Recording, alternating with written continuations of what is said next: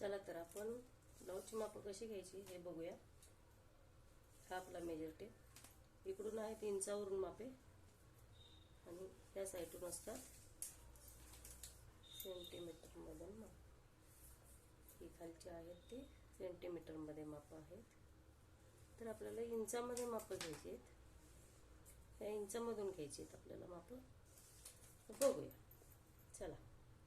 पहिल्यांदा ब्लाऊज व्यवस्थित टाकून घ्यायचं आहे पाठीमागच्या बाजूने मापाचा ब्लाऊज। आणि हा पाठीचा पोर्शन आहे तो पूर्णपणे व्यवस्थित अंतरून घ्यायचा आहे। असं पूर्ण व्यवस्थित पाठीचा पोर्शन घेतल्यानंतर आपण हे इथून बाहीच्या शिलाईपासून या इथून इथपर्यंत आपल्याला शोल्डरचं माप टाकायचं आहे।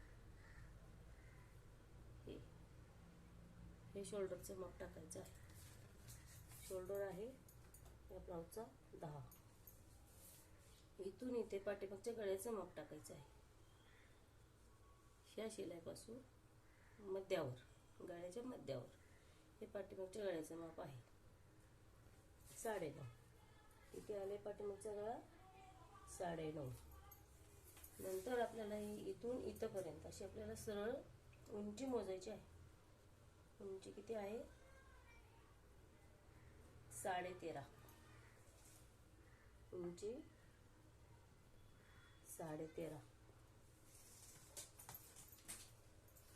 इथे पाठीमागे 3 माप घेतले आपण, शोल्डर, पाठीमागचा गळा आणि उंची। नंतर आपल्याला ब्लाऊज सरळ करून बाजूने टाकायचा।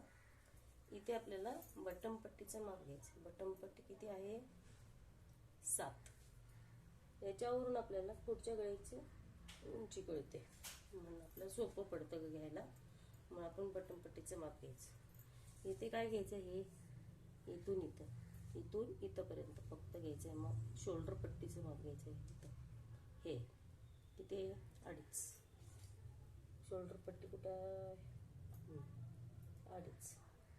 ओके, बटन पट्टी झाली, शोल्डर पट्टी झाली। आता इथून हे ह्या शिलाईपासून या काकेतल्या शिलाईपर्यंत असं घ्यायचं। मुंडाचं माप घ्यायचं आपल्याला। मुंडा कुठलीही मापे अंदाजाने टाकायची नाहीत। किती मुंडा 8। ब्लाऊजच्या मापानुसारच करायचं। इथं आले हे बाही उंची किती 6। बाही उंची 6। इथून इथं दंडगेराचं माप टाकायचं। इथे काय आलं दंडगेर किती 6।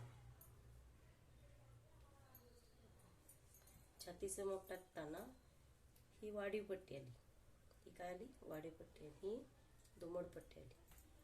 तर हे पट्टी सोडून द्यायची, इथून माप घ्यायचं। इथे हे शिलाई असं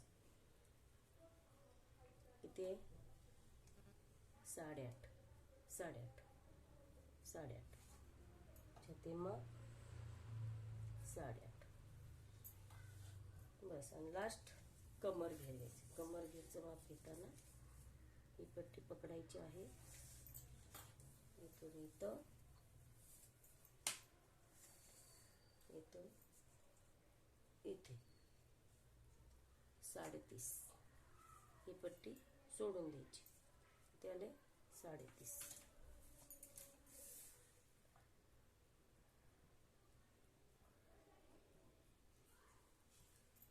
झाली। हे ब्लाऊजची माप आपण अशा पद्धतीने घ्यायची आहे।